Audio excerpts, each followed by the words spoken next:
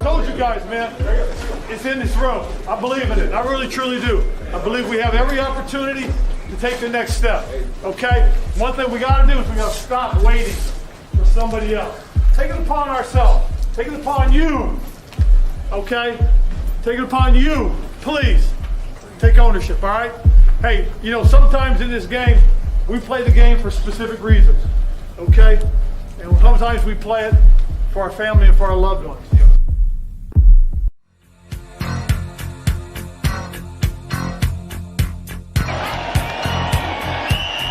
This ends what has been a class week for the Washington Redskins and Doug. Redskins are the world champions. To me wild and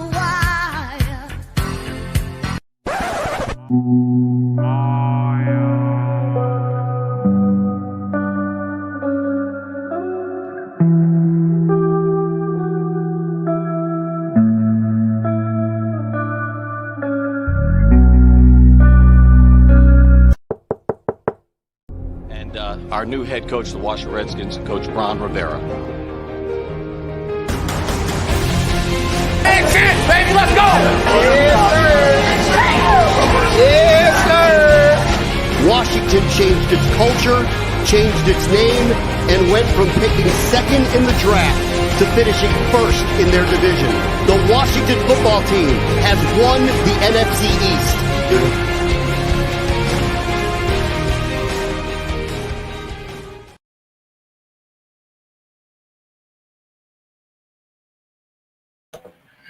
Welcome and good evening, everybody. This is another episode of the HOGside. I'm your host, CJ the Hog. You guys know what it is. I hope everybody's having a great week so far. You guys know what it is. This is CJ the Hog, and this is the HOGside, which is brought to you by Velocity Sports. You can follow us on YouTube, Twitter, and Facebook at the HOGside. Make sure you follow us ASAP. So we're just going to kind of like dive right into it, right? It's been a crazy week. We just coming off a bye week. So it's been a little crazy, right? It's been a little crazy. I don't know if anybody else noticed, but all the Washington fans out there, you know, it's been very stressful after that tough Broncos loss. But we had a bye week, so I'm pretty sure there's been a lot of evaluations. There's been some things that needs to be changed. The question is, where exactly do we start? I mean, let's start at the injury report so far. Right now, we have Curtis Samuel. He did not participate today. He has a groin injury. Montez Sweat, obviously with a broken jaw or fractured jaw, I believe. He did not participate as well. He's still out for a couple of weeks. We have limited participation with De'Ami Brown for his knee. Sam Cosmi with his ankle, limited participation. We have Antonio Gibson, that chin injury is still he was limited today. Sammy Reyes, he had a hip injury that's limited as well. Brandon Scherf is on limited participation along with Cam Sims and William Jackson III. So it's still a lot of injuries. I think that we're going to see a lot of guys that we missed in the last couple of weeks to definitely come back. They definitely come back against Tampa, and is now able to come back. And hopefully we will see these guys on the field, especially these two offensive linemen and Brandon Scherf and Sam Cosmi. So hopefully we will see these guys get back in the fold, get back in the mix very soon. William Jackson, he is a little bit missed on the secondary. The secondary kind of has a little bit of holes open now with Landon Collins making a switch to that nickel linebacker. I think now, the secondary just need a little bit more need a little bit more help. So right now, this injury list is not really looking really promising right now, but on the Tampa side, there is some key injuries that we do want to look at. We have Antonio Brown. He did not participate today with an ankle injury. Chris Godwin, he did not participate as well with a foot injury. Rob Gronkowski, he did not participate. He has a back injury. Jason Pierre-Paul, he has a shoulder and a hand injury. Did not participate. today. That doesn't mean that they're out. That doesn't mean that they're definitely out.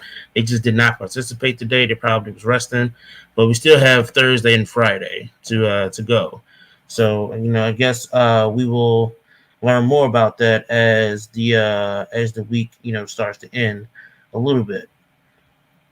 The thing is, in the bye week, there's just been a lot of things that's been going on, and there's just been some frustrations with the fan base, and one thing that you do want to understand is that this team is still in rebuild mode. But that is an excuse for the lack of performance of this defense, of this talented defense that we have with the defensive line and the secondary.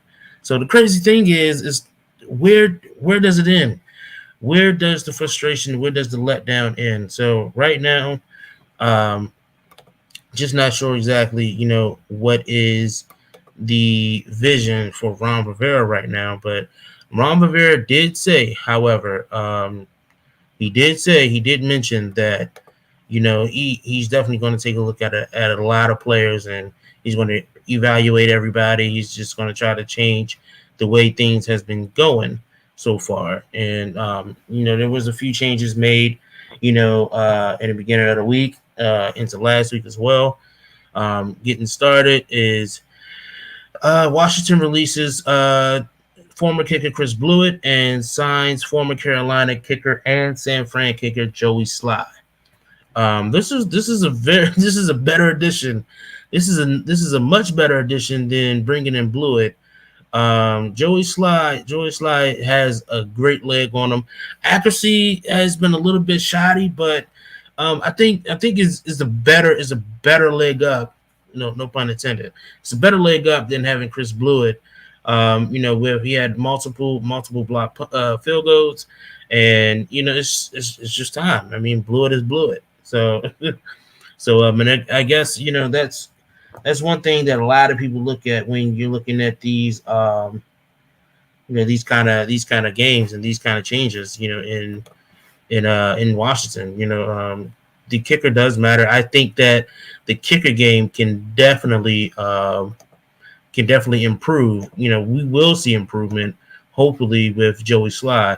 I think, me personally, it's a better upgrade.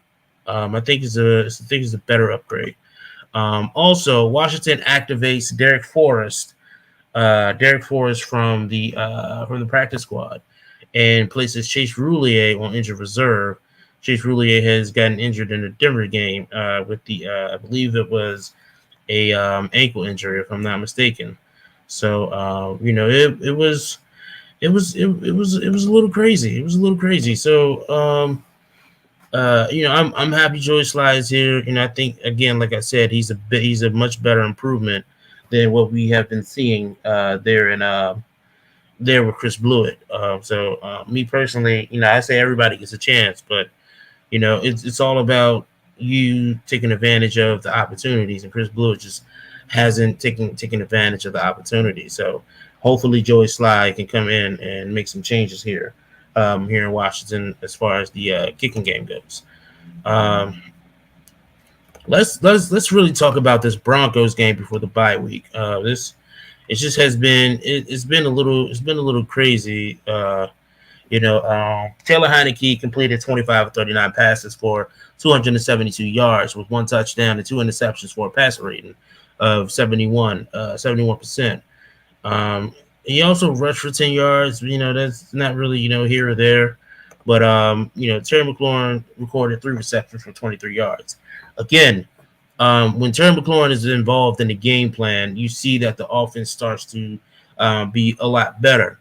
But as you see when Terry McLaurin isn't getting involved enough, you see that the offense is a little bit stagnant. But wide receiver DeAndre Carter recorded three receptions for 51 yards and his first career receiving touchdown.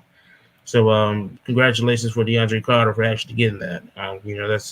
That was great. That was great. Running back J.D. McKissick He finished 10 yards on 3 carries and 8 receptions for 83 yards, tying his career high in receiving yards in his career. So J.D. McKissic, he's been a big force and a big factor in Washington's offense. As far as allowing offensive coordinator Scott Turner to expand the field a little bit, but it's just not enough at this point. You need your wide receivers. You need J.D. McKissic to be the relief guy. So J.D. McKissic is that good of a player, and I think that right now he is the one of the best offensive weapons on this team right now. So I was glad to see J.D. McKissic actually put some stats on the board. Antonio Gibson, he recorded 34 yards on 8 carries and 3 receptions for 20 yards. I think that the injury I think the injury for Antonio Gibson is harboring him a little bit. So I think that I think he needs to sit a little bit and actually get healthy, before that shin injury gets a little bit worse. So that's my take on it. So that's how I feel. Jared Patterson, the rookie, undrafted rookie, he recorded a career high 11 carries for 46 yards. And I'm so glad to see Jared Patterson actually get involved into Scott Turner's offensive game plan. It lets me know that sooner or later, we will see a lot more of Jared Patterson and his explosiveness, inside of the backfield. So I'm all for it. I'm not sure exactly, where to go with this, but one thing I can say is that I'm excited to see where this goes. I'm very excited to see where this goes. So I don't know. You can definitely tell me how you guys feel. Feel free to comment right now. Feel free to comment. Don't hesitate at all. You guys are definitely put in your comments to say how you felt about the offense and the defense. The defense did what they could. The defense did good. The defense did okay, right? So one thing that you do have to remind yourself is that this defense can do but so much. Jonathan Allen, he registered 3 tackles and a sack for a loss of 7 yards. This is his second sack. This is his second sack in back-to-back games for the second time this season, and the 5th in his career. So, obviously, Jonathan Allen is a big force. He's a big force on this defense, and I think right now he is the leader on that defense. Obviously, you see that he's taken that leadership role very well, and he get this defense up into shape, especially this defensive line. Deron Payne recorded 4 tackles, 2 solos, and a sack. And we have Cole Holcomb. He recorded a game high in 9 tackles. So that was a good thing. Like I said, the front 7 did a very good job. They did a very good job. There's nothing that I can really critique on this front 7. We've had Landon Collins. Landon Collins is starting to improve a lot with this change that has been made. He recorded 8 tackles, 5 solos, a sack, and 2 tackles for a loss. This is his first sack since week 7 of the 2020 season against the Dallas Cowboys. So obviously the change that was made from Collins at being at safety to that nickel linebacker, I think this is working well, and I think this is where Landon Collins will fit for the rest of his career as long as he is in Washington. Cameron Curl has knocked 7 tackles with 5 solos. Landon Collins also has registered multiple sacks for the loss for the first time since week 1 of the 2020 season against the Philadelphia Eagles. So, like I said, his ceiling is he's doing very well. He's doing very well. So, I think that right now, this is where you need to see this front 7, and I'm very proud of this front 7. I think this front seven is definitely destined for great things. We just need to see more out of the secondary, and we need just to see play calling. Play calling plays a heavy part of it because at the end of the day, you are as good as what your coordinator put out there. So I think Jack Del Rio just needs to do a better job with distributing, not even distributing, play calling. I think that Vic Fangio definitely did a great job coaching that Denver game, and you can definitely see the defense in Denver, the Denver defense versus the Washington defense. You can see that both defenses are very talented, but the Denver just came out on top. The offense was very stagnant, so the offense just need to learn how to get the ball rolling and not stopping. It just can't stop. So we're gonna move on a little. We're gonna move on a little bit.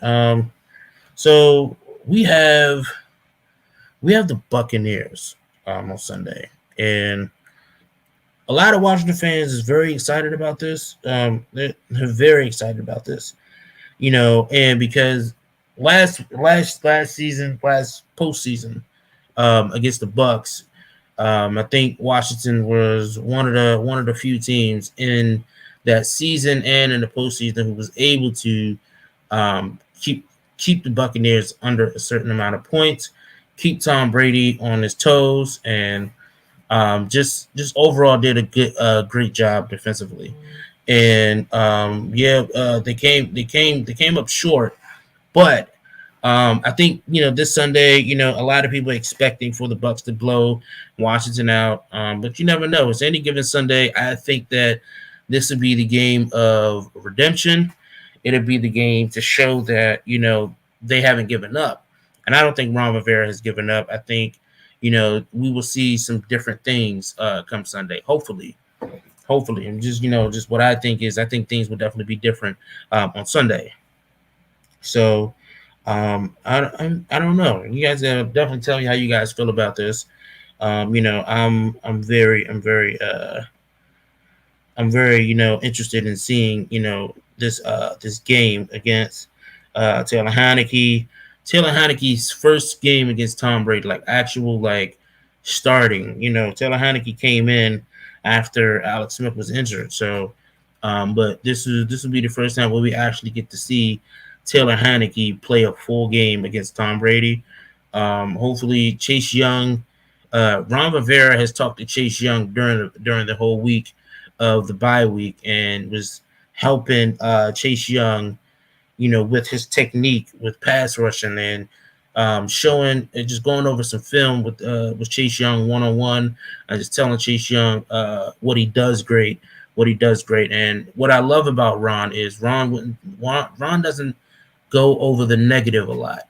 What Ron does mostly is Ron Rivera will sit and tell you the great things that you're doing, but show you where you can be better with these great things. So, and I think with Chase Young, he sat down with Chase Young a lot throughout the week, and he went over some film, and he definitely told Chase Young, he's like, hey, right here where you see when you did this, I think if you would have done this a little bit, you can be so much better. And I think that from what I read on Twitter and the reports, I think Chase Young is definitely taking the criticism and the critique and everything else, and I think he's definitely going to try to apply it to this game on Sunday. So I definitely think hopefully Chase will definitely bounce back and get some sacks up. Like I said, the season isn't over.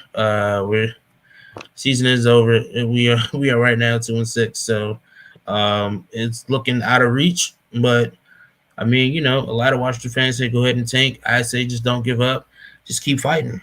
So you guys got to definitely tell me what you think. Feel free to go ahead and comment. Don't leave me hanging, y'all. Don't leave me hanging. So the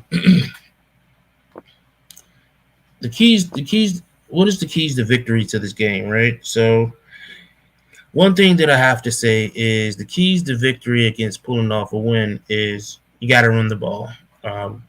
That's just any football game. You got to learn to run the ball. even if you feel like the running game isn't working in the beginning, you got to keep running the ball. You got to keep distributing the ball. I think that me personally is that this offense isn't bad, right? I don't think this offense is bad. I think that this offense is doing just good. I think it's doing just good, right? And I think that this offense could do so much better. And one key to this victory is running the ball and making smart passes, making smart plays. The offensive coordinator Scott Turner, he has to call plays to put his team in a better situation to win. And I think we have seen some glimpses of that in the last couple of weeks, in the last couple of games, but it just hasn't been enough. So Scott Turner has to do better at that. Another key is we can't allow Tom Brady to sit in the pocket. I think Tom Brady is one of the best pocket passers in the game or in history, arguably. And I think that right now, and I think you just need to get Tom Brady to get out that pocket. I think the pass rush needs to be heavy at all times. I don't think that, I think that having Tom Brady to stay mobile and keep him running is the key to this game. Another key is time of possession. You can't allow this defense to stay on the field longer than what they should, because the defense gets tired. Believe it or not, the defense gets tired. So I think that definitely time of possession is very key. And I think that with, if the offense can stretch out these drives, these 12 to 17 play drives, it can happen. I think that definitely that, that the defense can be rested, the defense can come out, and the defense can make some stops and give the offense a chance to actually make plays. So, and then we having a kicker. I think the offense just have to maximize on the opportunities. We know that they can get down the field. We've seen them go down the field, but it's about closing it out on the red zone. And right now, they have been doing horrible in the red zone right now. The red zone percentage is very low. I believe, if I'm not mistaken, they are below the 30% mark when it comes to red zone offense right now. So right now, and I think that definitely that this offense just has to do better in maximizing on opportunities. In not only in the red zone, on special teams as well. We had, like I said, they brought in Joey Sly. So when that time comes, Joey Sly is going to be called on, and Joey Sly just have to make his signing, feel like it's worth it. They went out of the way to let go Chris Blewett, and then they signed Joey Sly. Joey Sly has a big leg on him, but like I said, his accuracy is a little shot, so that will definitely be put to test on Sunday. So one thing that I do want to have to say is Taylor Heinicke has to stop playing hero ball.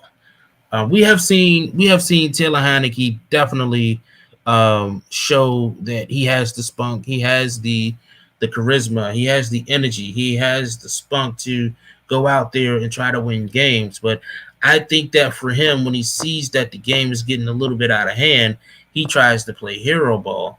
And at this point in time, you have to just put your team in a better situation to win. And Taylor Heinicke really hasn't been doing a great job at that. I love Taylor Heinicke. I support Taylor Heinicke. I think that he should stay the quarterback for the rest of the season. But if he keeps going the route and that he keeps going, I think that we will be seeing Ryan Fitzpatrick very soon rather than later. A lot of Washington fans are calling back for Ryan Fitzpatrick.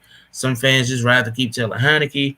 But this is Taylor Heinicke's job to lose, and this kid shows that, he can be the guy.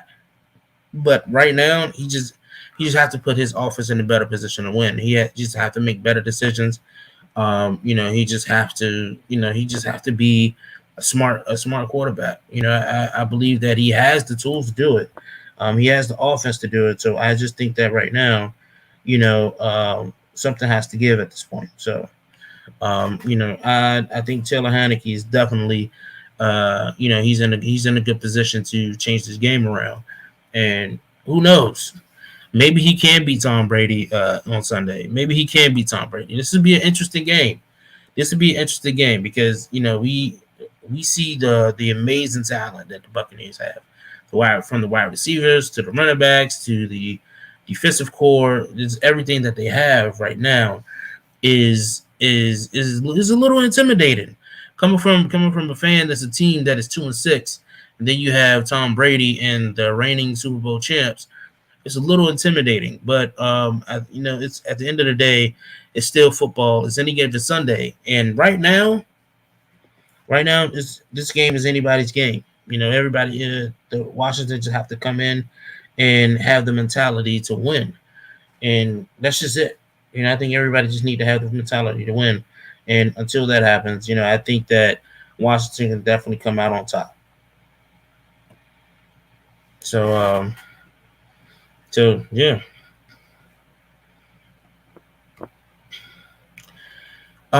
In other news, recently Ron Rivera was in an interview, and obviously Ron says that bringing in a franchise quarterback is still the plan. That is the overall plan, and honestly, I'm not mad at it. Right? We all thought Taylor Heineke. A lot of people thought Taylor Heineke can be the fail-safe option. But any coach that starts out wants to draft his franchise quarterback. And I think that looking at the college games and how things are going so far, I think Ron Rivera has his eye on a few quarterbacks in this college football. So far we have Sam Howell. They definitely got his eyes on him. So I think that in the offseason, there might be a quarterback in Washington drafted, depending on the draft place of Washington at the end of the season. But Ron Rivera definitely, is definitely looking for his franchise quarterback. And I think that franchise quarterback is sitting in the 2022 draft next in the offseason. So I guess we'll see.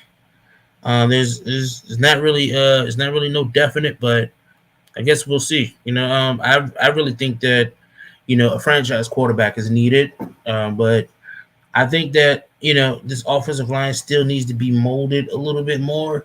They're definitely getting much better. They're learning to play together.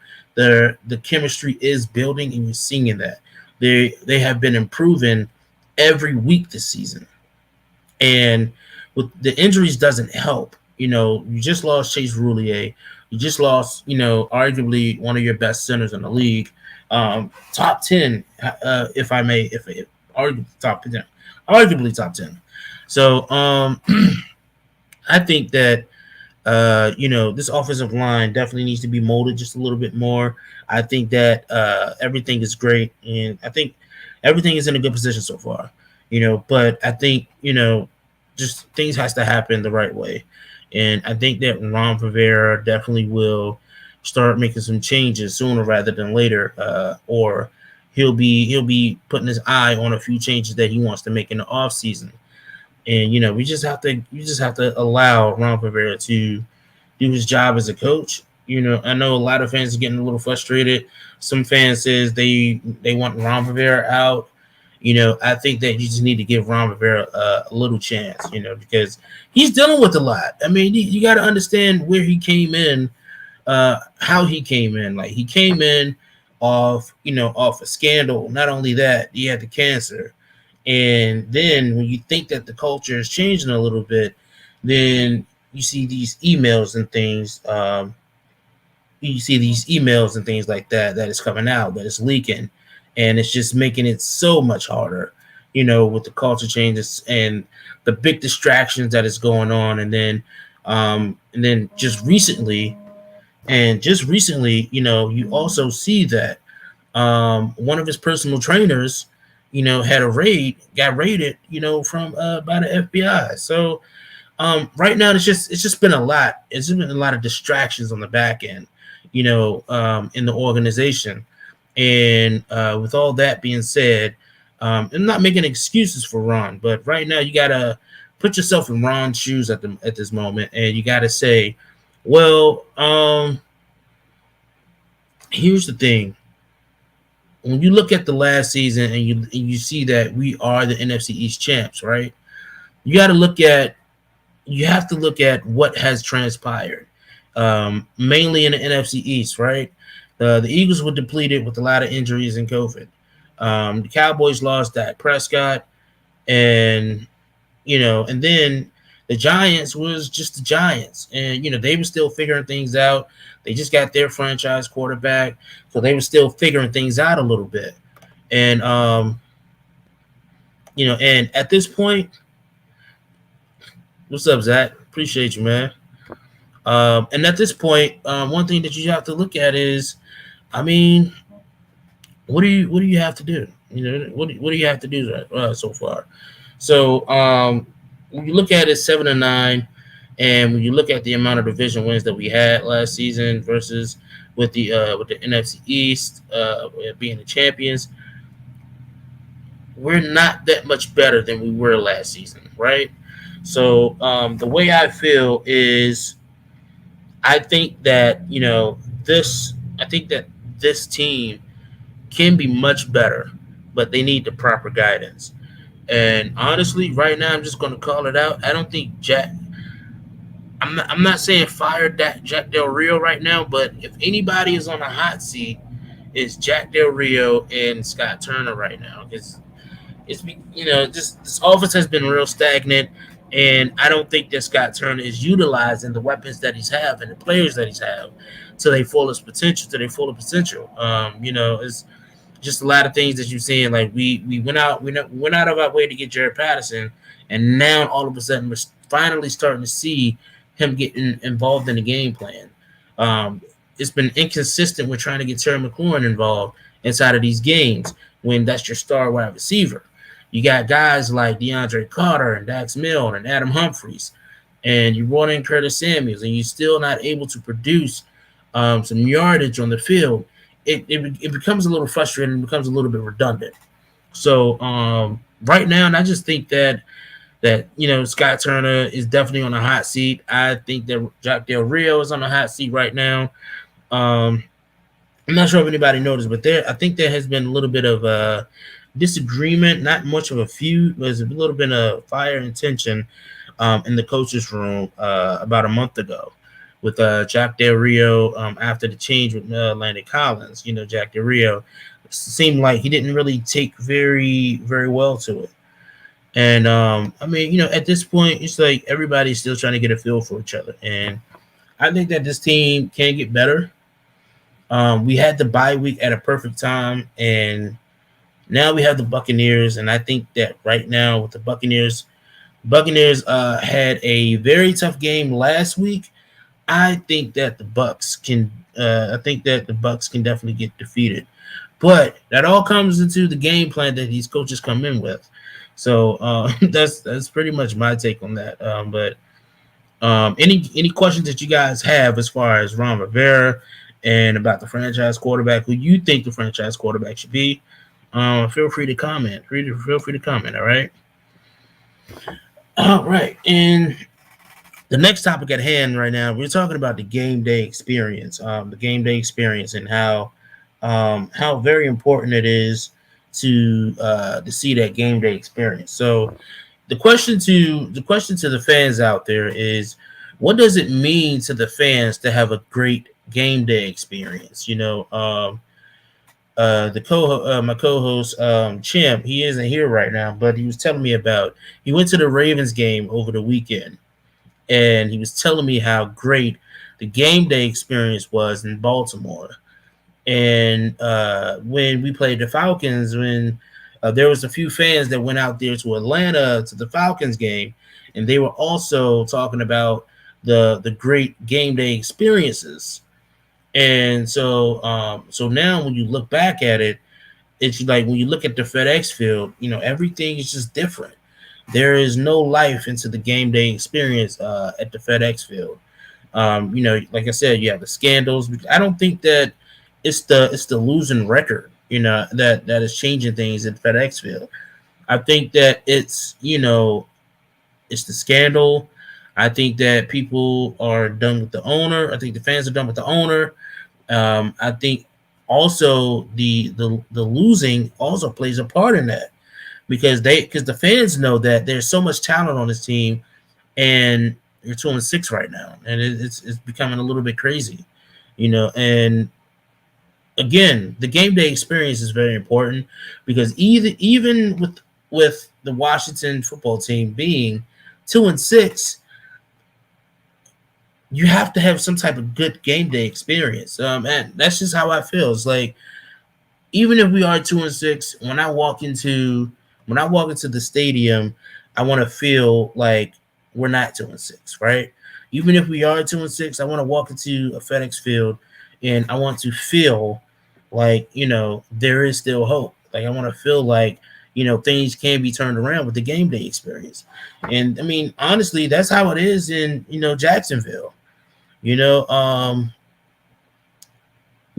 further ado, actually Chimp just got in, and I actually want to. I'm actually going to touch on the topic because I want him to explain how his game day experience was at the M&T Bank Stadium at the Ravens game. Champ, what's good, man? Sorry for the delay, bro. I'm here. Things has been running crazy, man. What's going on to everybody, man? You've been holding the fort down, so thank you. I've been trying to. Yeah, I've been holding down the fort. You know how I do. We make adjustments.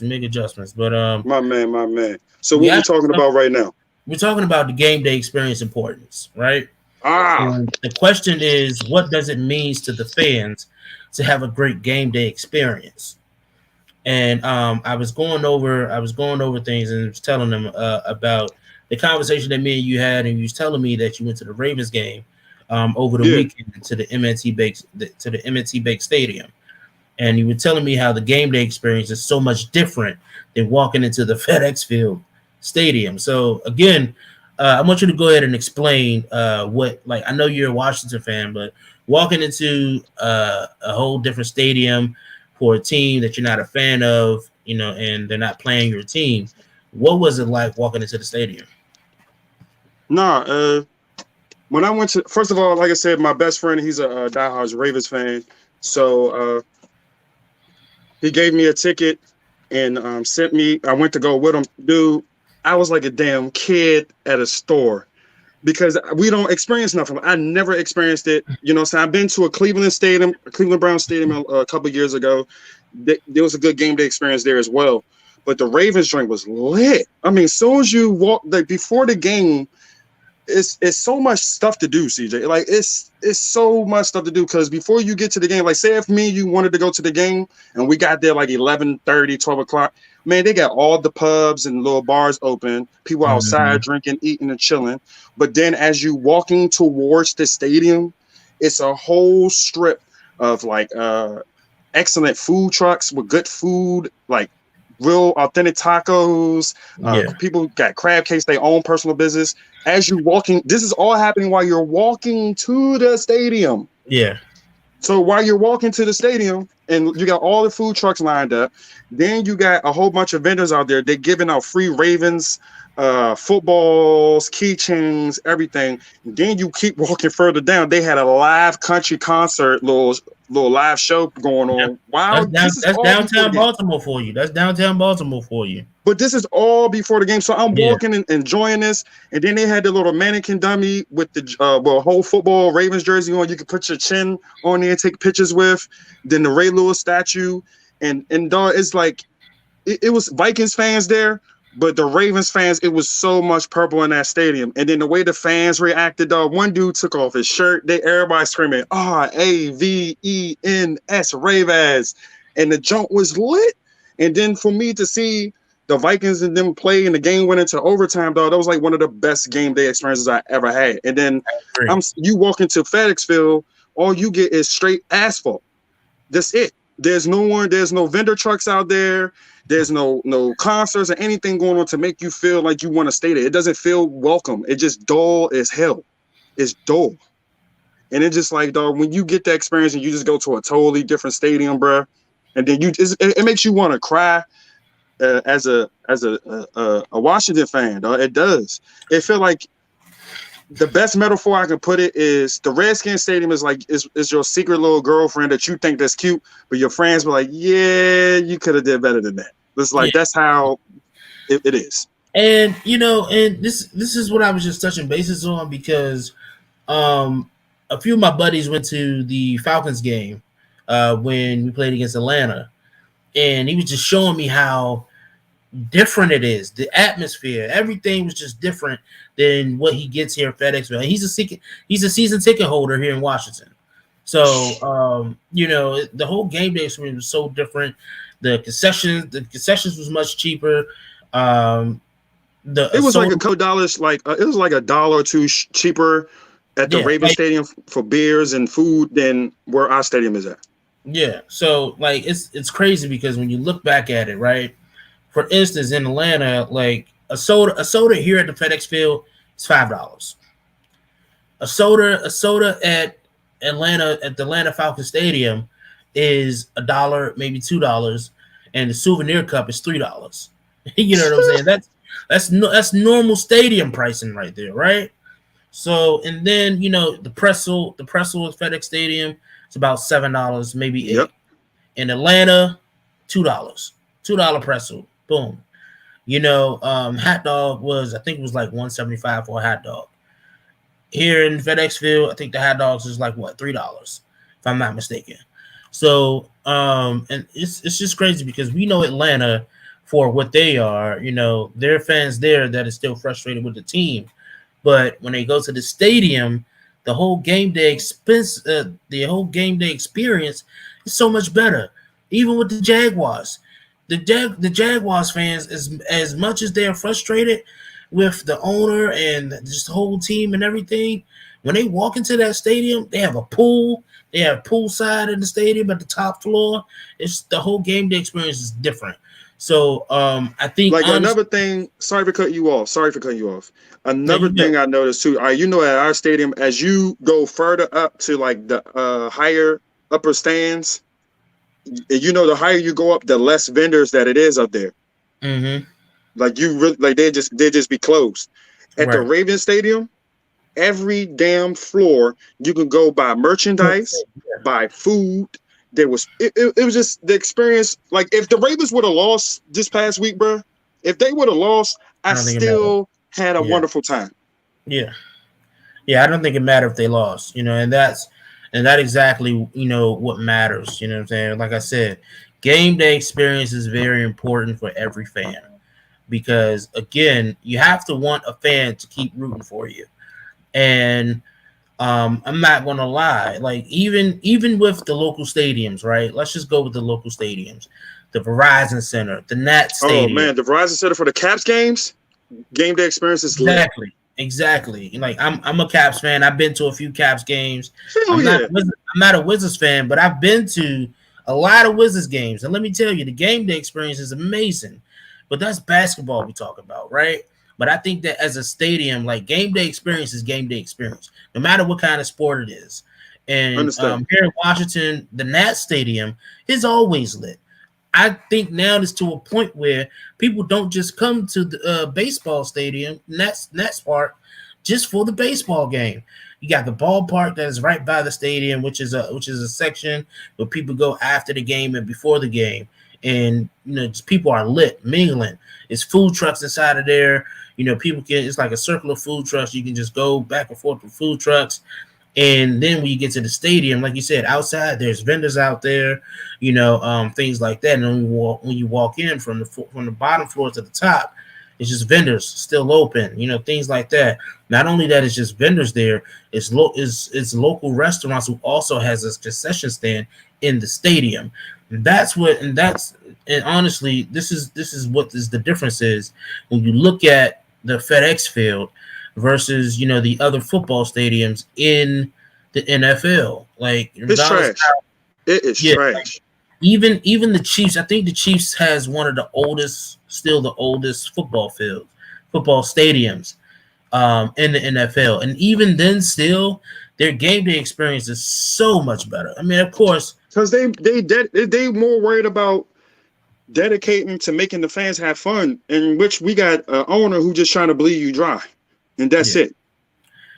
So, I think game day experience is very important, and I think this is why ticket sales are driving down, because why should I want to come to a game where even if I know we're going to lose, I want to have fun, and it is not fun. Nope. It is not fun there. You ready to go? If they getting blown out, you ready to leave that stadium, dude, by halftime. Yeah, it's the pipe was leaking a few times this season. It's just bad game day experiences, and the fact that the seats are terrible. Might I add, the seats are hard. It's bad. Yeah, that was the my only bad one negative thing I could say about the Ravens stadium is their seats were ass. Like them joints was hard. They were hard and too tiny for me. Like our stadium is more leg room and more space than the Ravens. But that stadium was damn near sold out on the Vikings game.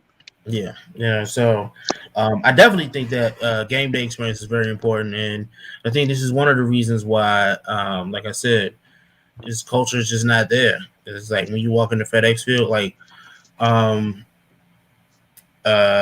think a couple of years ago, I went to a game.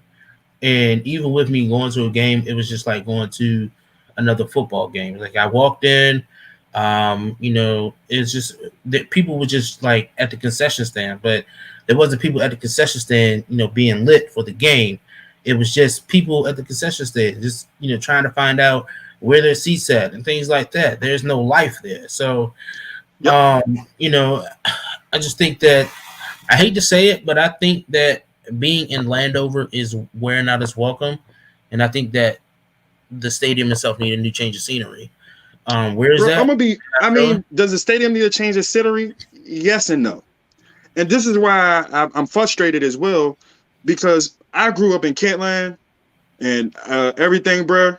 And there used to be Landover Mall. It was stuff sort of to do, and this dude game plan was to tear everything down. He was going to build restaurants, hotels, and fun stuff to do while you up there. It never got done. So right now we just got nothing but straight parking lot in space, and it sucks because it was like we going off everything this dude said he was going to do, and he just don't give a rat's ass about us and us fans. And it's sorry to say this, I'm one of them. I'm stupid as shit to keep spending my money on trying to go there and watch a good game and represent my team, where we getting a horrible owner, horrible game day experience, horrible product on the field. You're going to have people be like, man, hell with this team. I understand why some of our fans probably jump ship and go to Baltimore, or they want to go somewhere else, bro, because I'm tired of us. I don't understand why this team can't get right. Like and everybody keeps saying it's with the owner. Yeah, but if you bringing all these legendary coaches in and you bringing these people in and they still can't get it done, what the hell is going on? So it's frustrating. And it's just like I said, dude, I'm not even a Ravens fan, but I will go to another Ravens game just because I had I was a kid. So you actually came a little bit after what I was talking about, right? We're going to change gears a little bit. No problem. Ron Rivera said earlier this week in an interview that the franchise quarterback is still the goal. It's still the plan. And some people think that he's just saying that just to say it. And honestly, the way I feel is that I'm not sure if anybody else understood is that everybody wants their franchise quarterback. Ron Rivera didn't come in with his franchise quarterback. Not at all. Ron Rivera didn't come in with his franchise quarterback. Ron Rivera came in with Dwayne Haskins and tried to make do what he can make do with, because he thought that Dwayne Haskins had potential. He even tried, and that didn't work out. And so then you had a barrage of quarterbacks to try to fill in. And at that point, then, you're running Ryan Fitzpatrick the next season afterwards.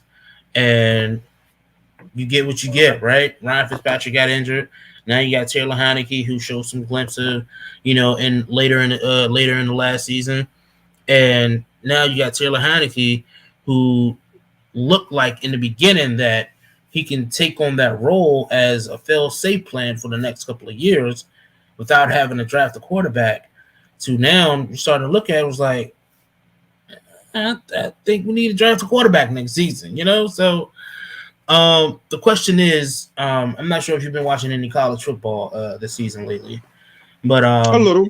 is there any quarterbacks that's really like eye-popping to you right now? Like, is there anybody right now that you have your eyes on that you would like to see more of in the college season, to possibly draft? It's still, to be brutally honest with you, I usually don't do my quarterbacks like the drafty players. I usually always do the top 20 best players that coming out, and I usually take a look at all their highlight videos or even some of their game day games that be on YouTube or whatnot. I do like Bryce Young. I like him. There's a lot of playmaking ability with him, but I don't think he can come out right now though. Right? Okay. I don't think he comes out right. Isn't he a sophomore or something? Yeah. Yeah, I like him. The guy from Ole Miss, I forgot his name. He all right. I saw a couple of his games, but then he gets a little foggy sometimes. He's inconsistent. To answer your question, I mean, to go back and piggyback off of that, right now I'm in a position, I don't know what the hell Ron is even thinking or doing. I know he sent the guy Minshew Ben to the Ole Miss game to do his own personal scouting on the quarterback from Ole Miss. Yeah, Matt Corral. Yeah. So I know that Mayhew has been down here to scout him and check him out and everything. I just don't know what we're going to do with the quarterback situation. And I just feel like, can we just get some guarantee or something? Can we get someone that can come in here who can stay healthy, who can make plays and help us win some games? And it's like, and then it's like Ron just he hasn't been aggressive. I don't know if he's just waiting for the right time. He wait for something to fall in his lap.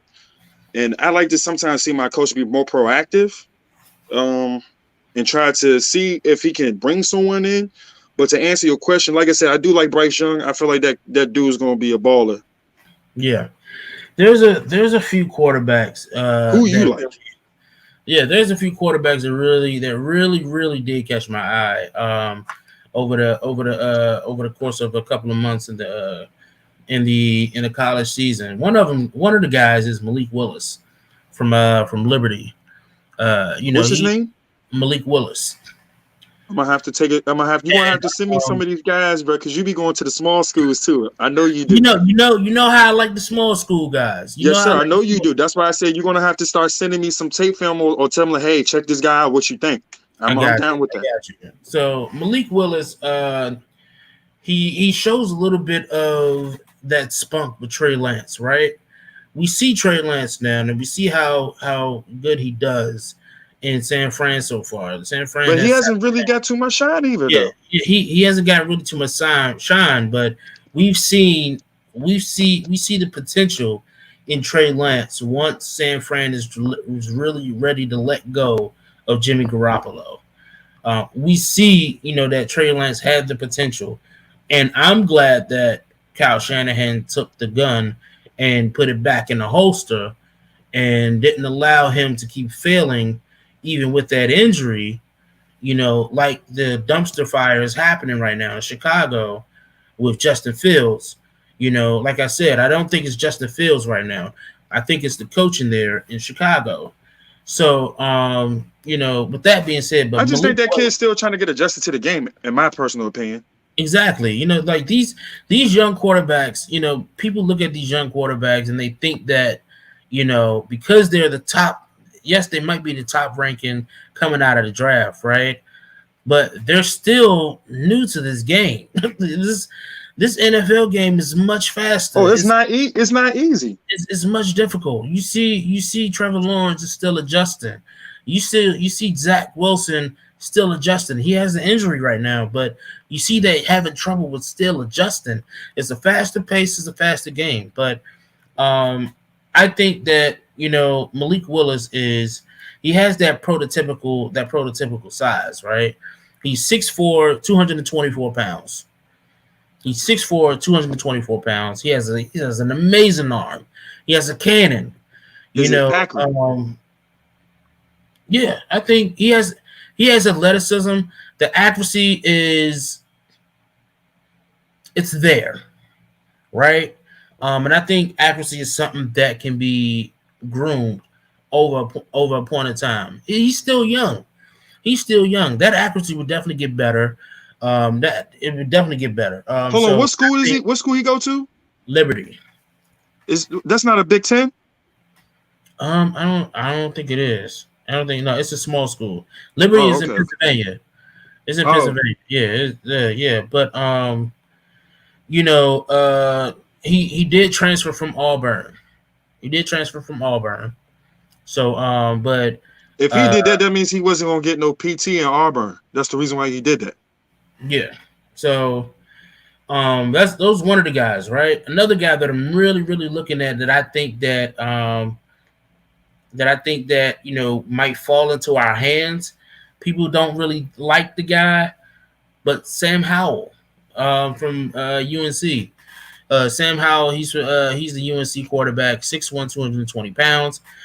He was everybody's top favorite in college football when it started. But the college football season started and things just started to get a little thing.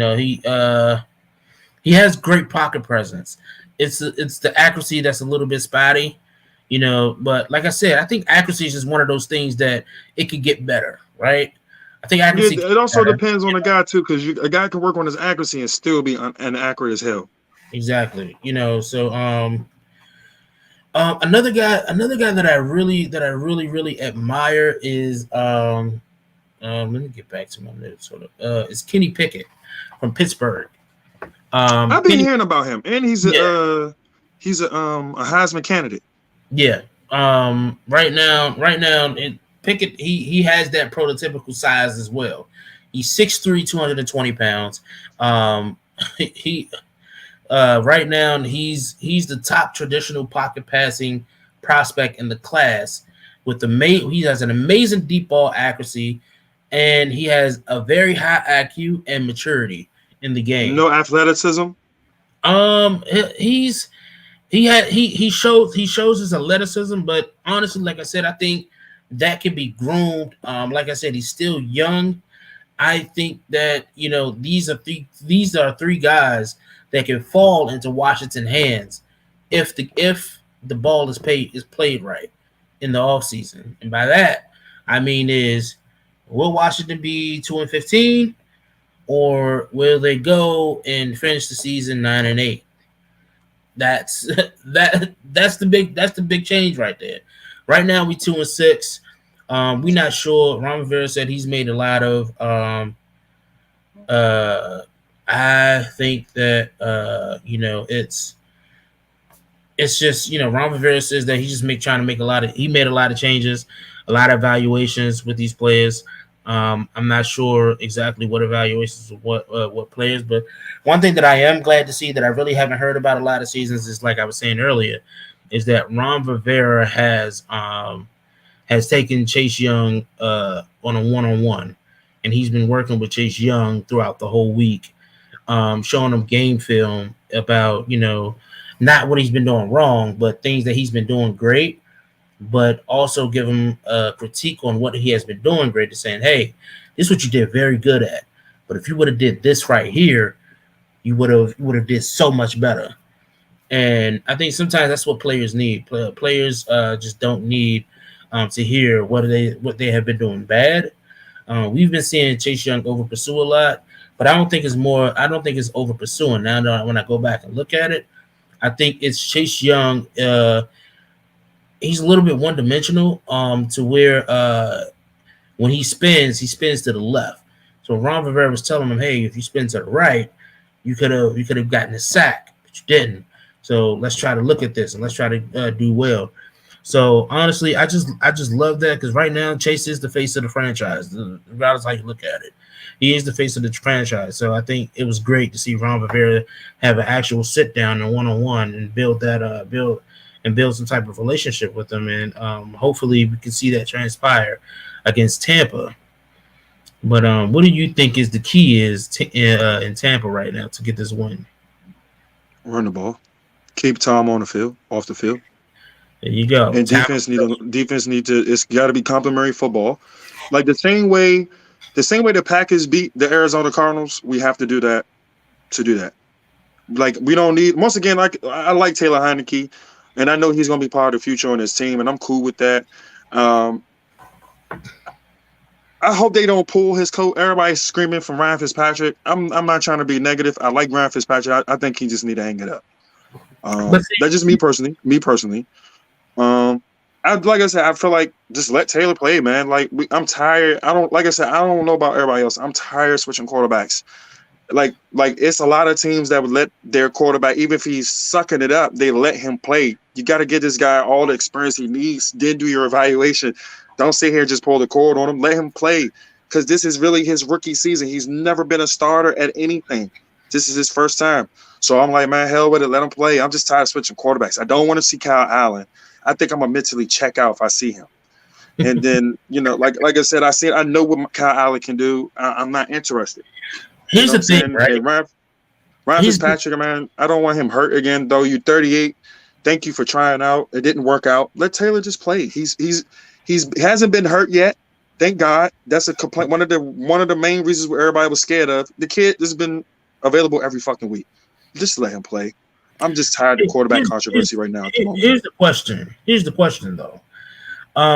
What I said earlier is I like Taylor Heineke. Let me get that straight. You know me. I love Taylor Heineke. I love what he brings. I think that he brings a lot of energy to this offense. I think that he brings a lot of productiveness to this offense. However, one thing about him is he just try to play hero ball when the game is getting a little bit out of hand. And sometimes that's what you love in a young quarterback, who wants to put it all on his shoulders, who tries to do everything to try to win. But at the end of the day, you just have to put your offense in a better position to win. You can't just throw the ball up and just hope that ball goes. I get it. Those 50-50 balls matters, but how many 50-50 balls are you going to keep throwing? You need to ask Bright. You need to ask what's called that from the Packers. Yeah, that's all he did. Like I said, that's his first game as a starter. I'm not gonna crap on him, but he was doing that all. Like Green Bay should have beat the Chiefs easily. Yeah, easily. Easily. But that's what happens when you coming in for a guy like Aaron Rodgers, right? And everybody is just looking at you. Everybody got their eyes on you. Aaron Rodgers is out, so now there's like, who's this guy that's backing him up? It's Jordan Love. This is the guy that's supposed to take Aaron Rodgers' spot in a couple of years. So eyes is on him, and honestly, it's a big shoe to fill.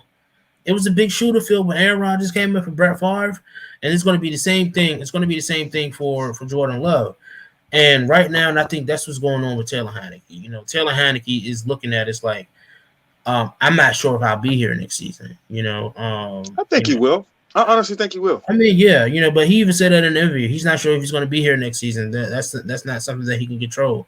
The only thing he can control is just coming to the stadium every week and playing his heart out. And that's what he has been doing. But make no mistake, I love the kid. But if you keep driving your offense down by making these questionable decisions, eventually you will see number 14 back on the field. You will see number 14 back on the field. I mean, like I said, it is what it is with it.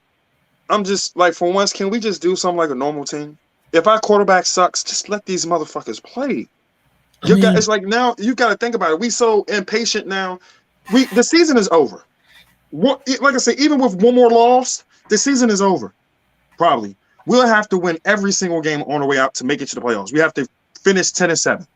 Well, actually, we would have to win all of our division games, which honestly, not a bad deal. Not a bad deal at all. We win all of our division games. We win a division. We can go on to the playoffs. Yeah, but still, Dallas is running away with this jump. They ran away with it. December at the moment, I know it's still early. It's not December yet, but though they like 4 games up, 3 to 4 games up. Yeah. Unless they fall off. If they fall off and everybody else keep winning, then that's a different story. But realistically, man, they're the best looking team out of our division. Just to be realistic. Yeah, absolutely. What's up, Nick? How you doing, man? Nick. So, yeah, I definitely agree with that. I can't be mad at that. One thing I do want to ask you is, how do you feel about the signing of Joey Sly, the kicker, the new kicker? I don't care. It's just, once again, like I said it last week and the week before that, dude, we the Washington Panthers, man. That's all I'm gonna say. Well, to be frank, he was with San Fran before the signing, right? But here's the thing. Joey Sly was signed and Blue Up was released, right? It was a decision that had to be made. I think that evaluation was made after the bye week, and Ron Rivera was like, I got to do what I got to do. And honestly, you can't be mad at this signing, because when you look at it, it's like, I don't know no other kicker, and at this point, I can't sign another kicker I don't know about. I know about Joey Sly. I know what he brings. I know his range. And I know his accuracy is in question, but he has a leg on him. That's what we know. He has a leg right on now. I feel like every decision, like the Dustin Hopkins thing had to happen. I do understand that, because he was costing us games and missing field goals. And then he was winning us some games here and there, and also kicking pretty. He's still considered one of the best kickers in the league, regardless of what. And you see what he did with San Diego this past the Chargers this past weekend. So once again, my problem with Ron is I don't have a problem with him bringing his kicker in. I'm tired of Carolina Panther players that if you think about it, we getting nothing but leftovers. Carolina's dumping players. Like, they like, dude, hell with this. We gone. We moving in a different direction. And Ron is like rubbing his hands like Birdman. Yeah, come on to Washington, yeah. Come on to Washington. It's going to be home. Let me ask this. I don't want all these Carolina Panther players, bro. I just don't. Let me ask this. It's the reason why they're getting let go. Let me ask this, though, right? And I want you to, because this is how I had to think in the last week, is, yes, there's been a lot of Panthers players that has been drafted, right? But one of the things that really stood out to me, one thing that really stood out to me is that I think right now it's about what you're comfortable with, and in the time of needing right now. So it's not even that. I mean, listen. I mean, honestly, you could have signed any other kicker, right? But right now, you need a kicker that you're comfortable with. And right now, you know what Joey Sly brings you. You know what the range is. So it's somebody that you really don't have to work out. You see what I'm saying? I'm here with you on that part, but hear me on this. Ron said trust him in his process. He wants to do things his way, and by him being so damn stubborn, it's gonna bite him in the ass, and it's already starting to bite him in the ass. You bring over Chris Samuel. I was excited about him because I know what the kid can do, but I was like, dog, he got hurt at the end of the season. Once again, I don't know. I said that on the job. I was like, I don't know. The dude hasn't did a damn thing all season. And he also then you bring in Carolina Panthers executives. It's like, dog, this is Washington. This is not North Carolina, and it's irritating, bruh. Because let's be honest, the Panthers, they're not an elite team or anything. They had a couple good seasons. That's it. They just as ass as we are. And it's like all he's doing is, trust my process. It's going to be, if it falls on me, it falls on me. Dude, it's starting to fall. And I know what he's going to do. He might not get no quarterback in the draft. He going to bring in some fucking Mitch Trubisky or another Mitch Trubisky, or we're going to end up getting Jared Goff or Garoppolo's one of them dudes is gonna come here, dog. Like that's exactly how I personally feel. Because Ron is stubborn. I actually wanted and it's to talk about frustrating that. me. I actually want to talk about that. But before we talk about that, let's hit our new segment, True or False, right? Our first true or false is, here it is. True or false, Chase Young needs more time. True or false? False. Okay. The reason, dude, we've done watched this dude for about 2 seasons and everything. We watched this dude for about almost 2 seasons. And when I said it last week, you laughed, and I still feel this way. It's nothing against him. He's good. He is good. He's not an elite pass rusher. He reminds me of Jadeveon Clowney. I'm expecting this kid to average about 4 to 7 sacks a season. He's going to average 4 to 7 sacks, and I'm telling you, he's at 1.5 and 9 and it's going on. It's week 8. He has 1.5 sack, bro. 1.5, and he only has about 6 tackles for a loss in the backfield. He's supposed to be the game changer, bro. And once again, I see this dude make plays. I see him over pursuit. I see him trying. I'm not disagreeing with you on that. But come on, bro. You got to open your eyes a little bit now. Let's just be for real. He's not Myles Garrett. He's not a Von Miller. He's not one of these. He's not a Judon. He's not one of those elite guys yet. Maybe he still needs time, but I'm like, dude, you got to show me something. Show me some more. Show me something else. Because all I'm saying is you getting over pursuit. And then I see you getting double teamed. I see that. But I'm also, when you get one-on-one, he's not beating the one-on-ones. Right. And then it's sorry to say this, what you call is having a monster-ass season. Who, Jonathan Allen? Yeah. He's one player who got his check. He got his bag. And cuz like, I'm going to show y'all what's good. You got to understand this. When he got re-signed, you already knew he was going to give what they paid for. You know, that was no doubt for Jonathan Allen. Now, I don't think nobody doubted Jonathan Allen to be the premier. But this is the best he's ever played since he's been here. Like the best. This is his best statistical-wise season. He's the leader. He's the leader. He's the leader on this defense. Make no mistake. Thank you. Yes, sir. Chase Young is the face of this franchise, but Jonathan Allen is the leader of this franchise. And Jonathan Allen, honestly, just like Nick said, he's by far one of the best defensive tackles in the league. Yeah. By far. Right now, honestly, I would go and say top 5. I'm not going to argue with you on that. Yeah, I would go and say top 5. You know, I don't think there's really nobody other than, you know, you got guys like Aaron Donald who just doesn't even come. Once again, Aaron Donald is his own damn league. Yeah, that dude is special. He in his own league. But right now, you know, it's just right now, and I think he's just arguably one of the best defensive tackles in the league. And you know, definitely Pro Bowl status. You know, he's getting respect. A lot of people are starting to notice about him. Yeah, you know. But like I said, Chase Young need more time. I mean, he's our guy, but dude, 1.5 sack. No, they got it's a safety. It's a safety that has more sacks than him. He has 2. Well, you get what I'm saying? I get exactly what you're saying. So true or false? I would say true. You know, okay. I think this kid needs more time.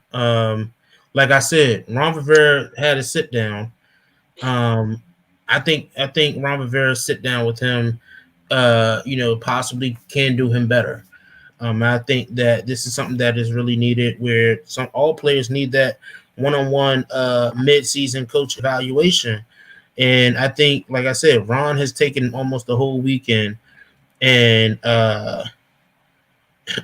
it's just like he just like went crazy. You got to think about it. And Nick, I'm actually glad you pulled that up. Remember when Devontae Adams first came in the league, and people were saying the same thing about this kid, you know, whether or not, you know, he's going to be the guy. And then somewhere out of nowhere, he's the king now, you know. So you can't compare Devontae Adams' situation to Chase Young. Sure you can. You can't. Sure no, you cannot. You know, I'm going to tell you why. One, Devontae Adams wasn't a first-round pick. Devontae Adams got drafted in third, fourth round. He's a later round pick. 2, he has an all pro every fucking year quarterback throwing him the ball. He's going to get better. On the other hand, you got Chase Young, who's the second overall pick and should have been the first overall pick. Okay? This dude's coming to a team. He balled out last year. He did a lot of good things. We saw that. Then he came over, transitioned over to the second year. Devontae Adams can still build a chemistry with Aaron Rodgers. You can see how Devontae Adams plays without Aaron Rodgers. He ain't the same. But hold on. That's 2 different type of players. But hold on. Didn't Devontae Adams also drop because of an injury or something like that? I don't know. I honestly don't know. I just know he was a late round pick. Yeah, he wasn't a first rounder. You talking about a first? They consider Chase Young a generational talent player. He still is. Generational. No, bro. Generational talent players is Myles Garrett, Khalil Mack, fucking Aaron Donald. Those are generational players. Those are players that's hard to get. Is it still early on Chase? Yes, but it's about to get 2 seasons, and this dude has 9 sacks total in 2 seasons. Dude, he's not meeting his expectation as a second overall pick this year. He's not. He's acting like Baker Mayfield right now. He has more commercials than sacks. More tackles for a loss in the backfield. Let me say this, right? You said Myles Garrett, right? So what you said, Myles Garrett. Yeah. Myles Garrett has 7 sacks in his first NFL game. His first NFL season, right? Yep. I remember that season. Yeah. Myles Garrett is definitely a generational talent, right? And right now, this is what you got to look at is Chase Young, and I think that's the issue. People comparing Chase Young to guys like Myles Garrett and and things like that, right? But I think that right now you can't do that comparison at this moment because one Chase Young is a different type of breed, and I just that's just what I think. I think Chase Young is a different type of breed, and Chase Young, the difference between Myles Garrett and Chase Young is Myles Garrett is an actual defensive end, came in as a defensive end, defensive tackle / right. Chase Young came in as an edge rusher. Now I'm playing defensive end. That's the difference. That's the key difference. And honestly, I've always said that I would love to see him better at outside linebacker. I really think so. The only problem is for him to do that, he's still got to get better at coverage. He's gonna get exposed in that. The guy's 6'3". He's 6'3". It does. 6'3". It's all about running routes and footwork. If he's checking a running back out of the backfield and that running back shakes his ass and gets up the field, he's short. He's cooked. You really think Chase Young will be short? Bro, for example, I'm just putting it out there. If Le'Veon Bell was in the slot. Have you seen Chase Young get his ankle broken? No, but I see his ass get catched on. They will catch the ball on him when they drop him in coverage. The couple of times this season they try to drop him in coverage, that wasn't for him. It wasn't for him. He got his hands up. He's a pass rushing. He's supposed to be a pass rushing specialist. Yeah, man. Generational talent. When you're a generational talent, all right, that means, all right, for example, like you just said, Myles Garrett, his first year, he had 7 sacks. How many sacks he had his second year? 17. The second year? Yeah, I think it was I think he had like 14. It's like 14. Okay, one of those. And then I know his third year after that, I think he had 17, 18 sacks. And then you forgot he led the NFL in sacks before he got suspended for the rest of the season with Rudolph. He led the NFL in sacks. He had like 10 or something like that before he got suspended. Yeah, I think it was like 11. Okay. Now I think this year here, he's already, I think, leading the league in sacks. I don't know. Yes. That's generational talent. Aaron Donald, his first year, he probably had like 7 sacks. He in a whole different league. You keep saying Chase Young is a generational talent. Generational talent progresses, not regress. You think he regress?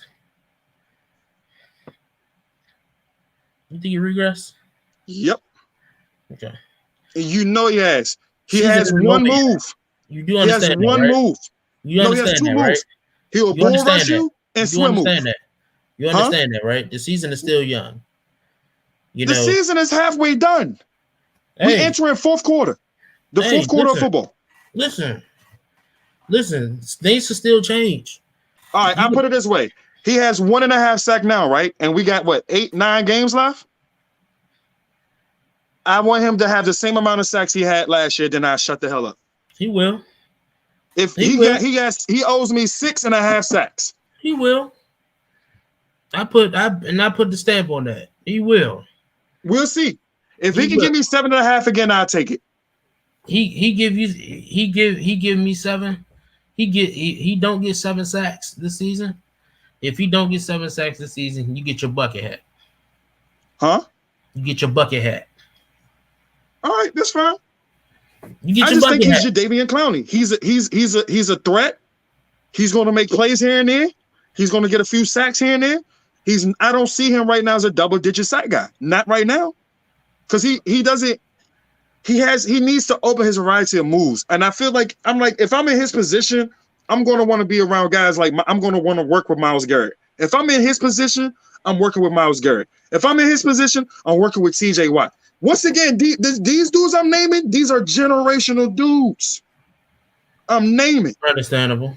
T.J. Watt is damn near better than J.J. You get what I'm saying? These dudes is progressing. They not regressing. They coming in the league. They coming in their league first year, you see 7.5. The next year, you're going to see 12, 13, 14. The next year after that, boom. Or they're going to give you the same amount of number again. I want to see consistency. Like, if Myles Garrett played this week, he's going to get a sack. You know he is. I don't know about Chase. Half the time, if you go back to some of the games for last year, he couldn't even beat goddamn tight ends on the block. He couldn't even get around them. So I love this dude. He's a baller, but I'm just being real with you. He's right now at this. If you had to say right now the season was over, I'm like, yeah, he's Jadeveon Clowney 2.0. I'm sold on that, and I'm cool with that for right now. Because to call him a generational player, you gotta show me something. We'll see. And I understand he got 2 sacks taken away from him off the bullshit penalties. I understand that too. But now I'm like, dude, you got 1.5 sack. Hey, listen. And you the face of the franchise. And the dude that's on the line, Jonathan Allen, he's outplaying you. I mean, and he's not the face of the franchise. He's always outplayed him, though. He's always been that guy. Like even before Chase got there, Jonathan Allen has always been that guy. I mean, because he has that alpha male leadership mentality, and I respect that. Yeah, like I said, I'm just calling it what it is. I just say give him time because I would hate for people to write him off.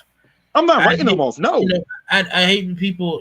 I would hate for people to write him off or not even write him off, but to really criticize him. Like I said, I've held him accountable countless numbers of times.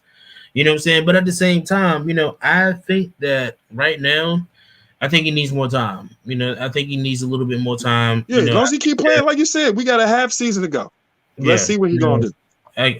Just give me 6 sacks. I think he will be fine. So he got 1.5. Give me 6 before the season over with. Just give me 6 sacks. I like to see him do it. Yeah, I agree.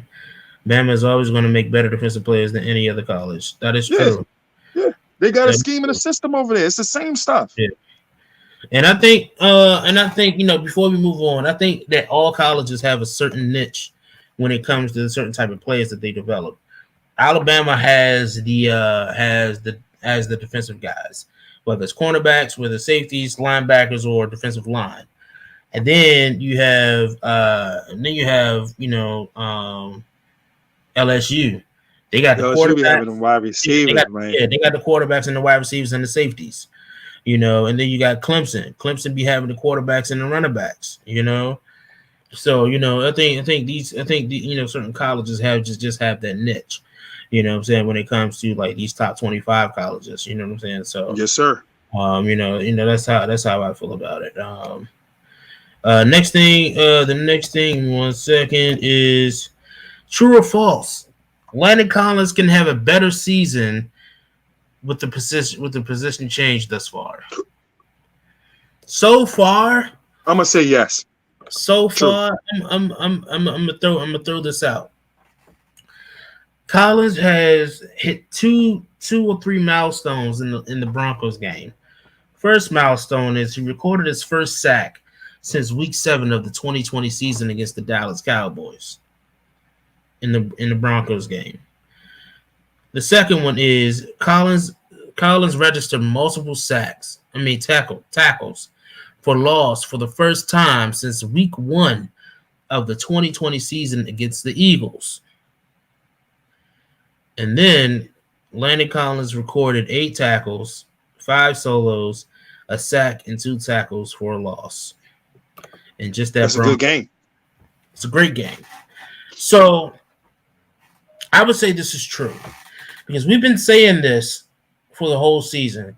Landon can't cover with hell. Landon Collins should play linebacker.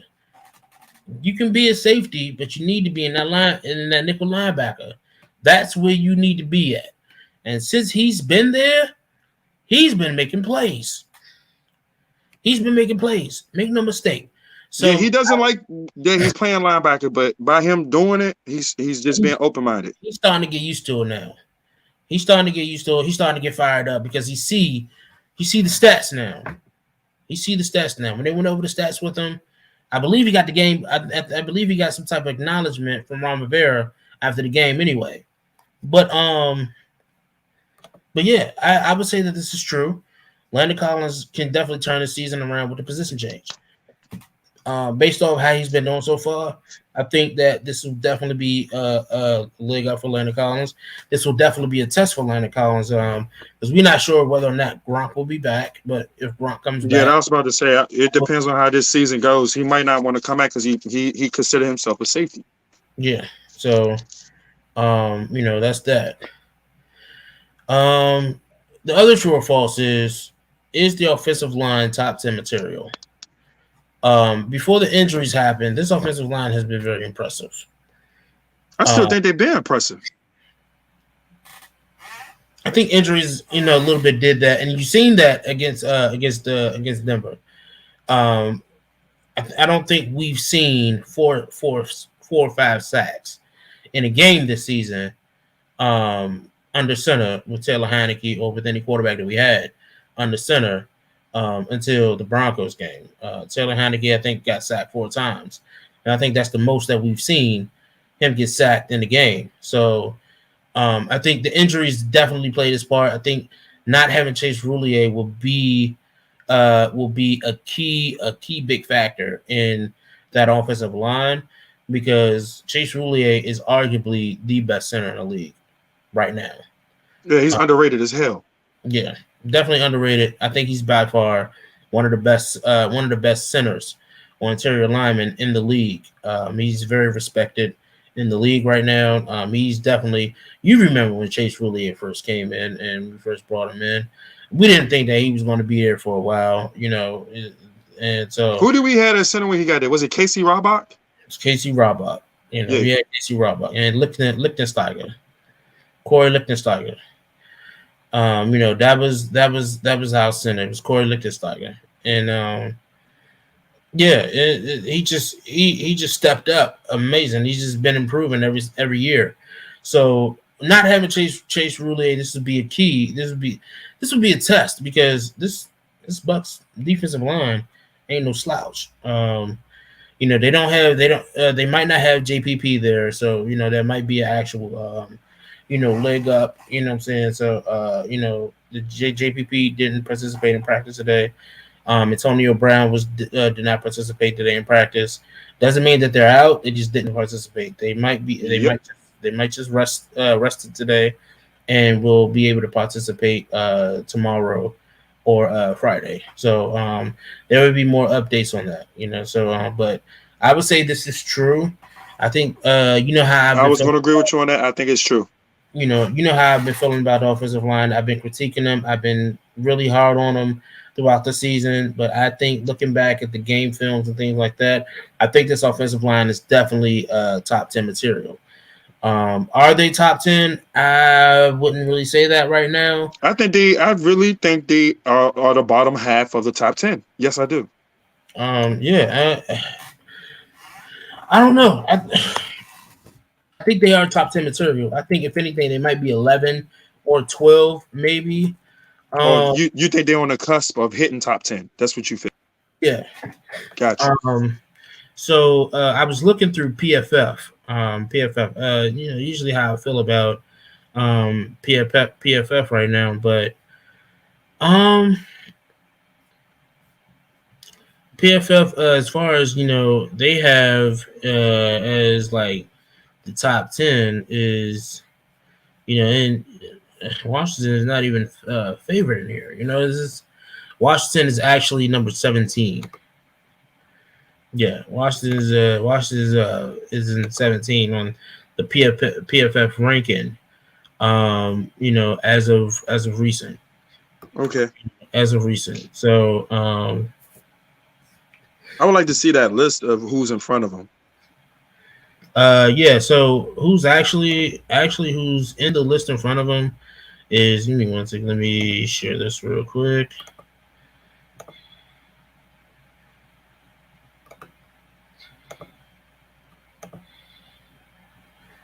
Okay. So who's in front of them? Of course, the Browns at the top, and I think that makes no mistake right there. I think the Browns definitely have the best offensive line, then followed by the Colts, which is actually not a bad deal at all. I feel like they're a little overrated, but it's also could be because Carson Wentz holds the ball. Yeah, I was just about to say that. I think New England Patriots, because they became a running. Ever since Cam went there, they've never been a running team like that. They've been running the ball like a lot now. New Orleans Saints. Yeah. The Saints has been doing. I think the Saints has been doing definitely a lot better. Even without. I won't hesitate with that. I'll disagree with that one. That's cool. Of course, Tampa dropped a few spots. After Tom Brady has been. I'm gonna be honest. I think Tampa's O-line is good only because of Tom gets the ball out of his hands so quick. That's about it. Dallas, respect. Yeah, the Cowboys is number 6. Kansas City. Yeah, the Chiefs is number 7. We got to think about it. Bruh. The hoes were getting punished. I mean, but that's because of the injuries as well. You know what I'm saying? The injuries. I don't know. I'm hesitant on that one. They definitely have been suffering injuries throughout the season as well on the offensive line. Who else? The Rams. Okay. Rams. Yeah, the Rams is doing good with Andrew Whitworth and Rob Havenstein. The 49ers, of course, you got Trent Williams and Mike McGlinchey there on the other side. Yeah. I keep that's cool. Detroit. Nah, Slim. Jared Goff getting punished every week. Yeah. Come on, yeah. Yeah, the Cardinals. You got the Cardinals with DJ Humphries and Justin. I don't know about that one. Baltimore, yes, no question. The Eagles. You know what? The Eagles has been very interesting, right? And the reason why I say that is because it hasn't been the Eagles. It hasn't been the offensive line. I think that the issue is the quarterback. The quarterback situation and the fact that they're running on third string wide receivers. Now Buffalo, if it was Buffalo last year's Buffalo offense, I would say they should be up higher, but that seems about right. Tennessee should be up higher. Tennessee should be up higher. Or do you think it's Derrick Henry? Yeah. Okay. I think it's more Derrick Henry.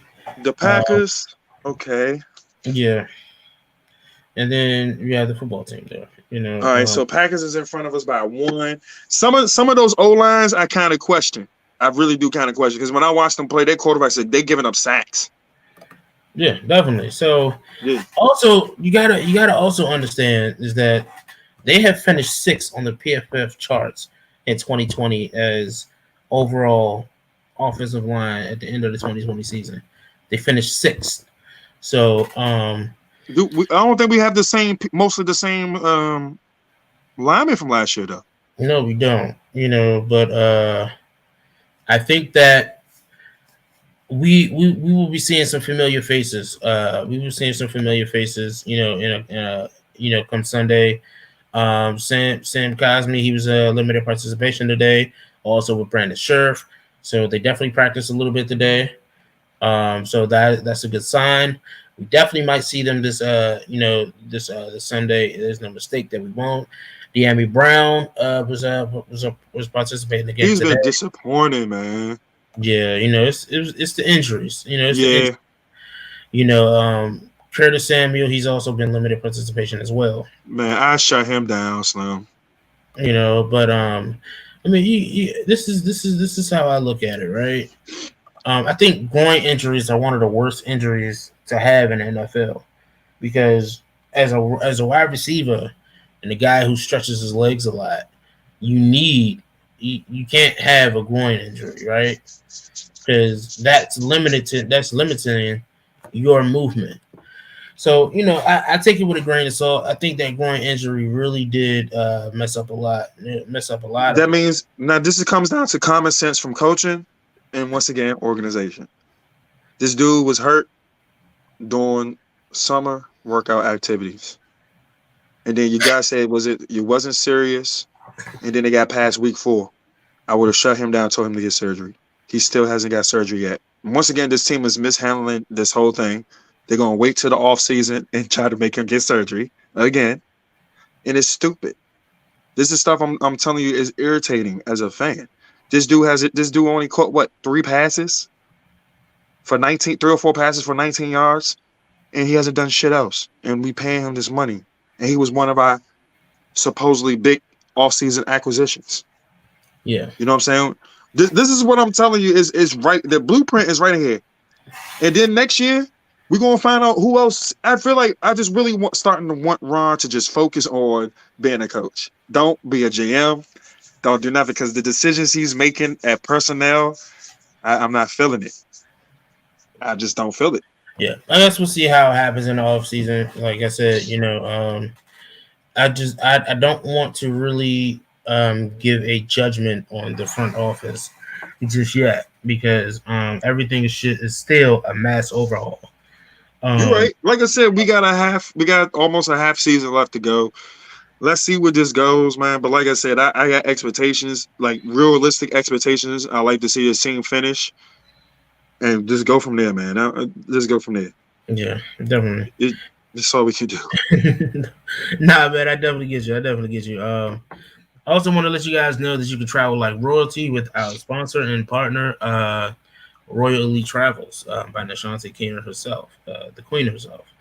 If you guys want to travel like royalty, make sure you guys do hit her up. Again, it is Royal Elite Travels, for all your traveling needs, fun times, and get a peace of mind with traveling. That way you don't have to worry about getting everything together. You don't have to worry about information and stuff like that. Everything is done for you. The only thing you got to do is pack your bags and go on vacation.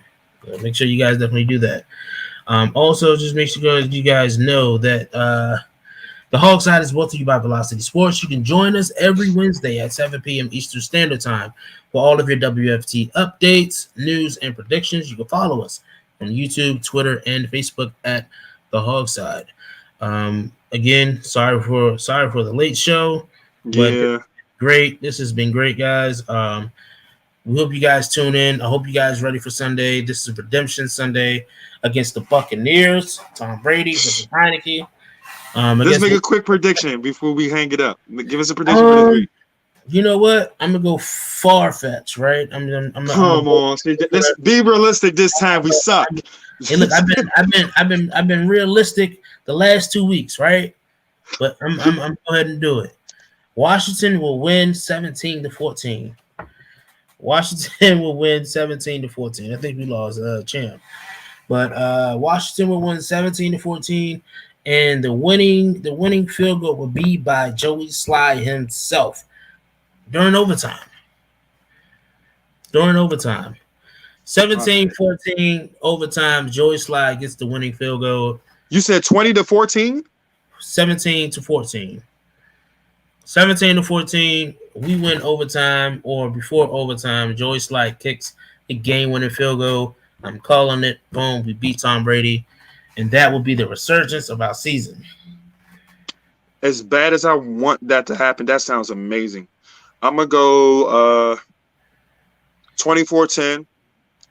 We're gonna probably move the ball like we've been doing. I think the offensive Taylor's gonna go out there. He's gonna ball out, and we're just not gonna score. Okay. And I think the defense is gonna play solid again. I really think the defense is gonna play solid again because for the past almost month, I see the defense progressing, offense regressing. And for some damn reason, we can't do two things at the same damn time. Yeah. So I think the defense is going to show up and everything. And I'm gonna put a cherry on top. I think Chase Young's going to get his second sack against Tom. He's going to finally touch Tom. Okay. All and right. That's I think 24-10. I don't see us going maybe 24-13. Maybe I can see that too. I'm also going to throw this out here, and I don't know if I should because I don't want to jinx him. I think Landon Collins is going to get 3 sacks this game. Now that would be sweet. Yeah, Landon Collins is going to get 3 sacks this game. And I don't want to be the guy to bite too hard on this Landon Collins change, but no, he looks better. He's playing better. Yeah, he's better. He's been playing better, and honestly, just like I kind of want to jump on this train right now. You know, I want to. Don't do it yet. You know my rule. Don't whine. I don't like to be. You gotta whine and dime me for a while, man. Yeah. Don't fall in love yet, bro. Yeah. You know, I'm don't learning. do it, bro. Don't fall in love yet. But I think that we can definitely get this win. 17-14. Joey Sly with the game with a field goal. So you guys, it's been fun. It's been great. Make sure you guys definitely comment. Definitely comment if you guys have any questions. Feel free to comment. Feel free to hit our post. We're on Twitter at the HOGside. So definitely make sure that you guys definitely reach out, and we will definitely reach back out to you guys. And you guys have a great night. Happy Veterans Day. Everybody who's a veteran, thank you for your service. Mm-hmm. Thank you for your service, for protecting our country and everything. You guys have a great night. I am CJ the Hog. This is DMV the Champ Brian, and we wish you guys a good night.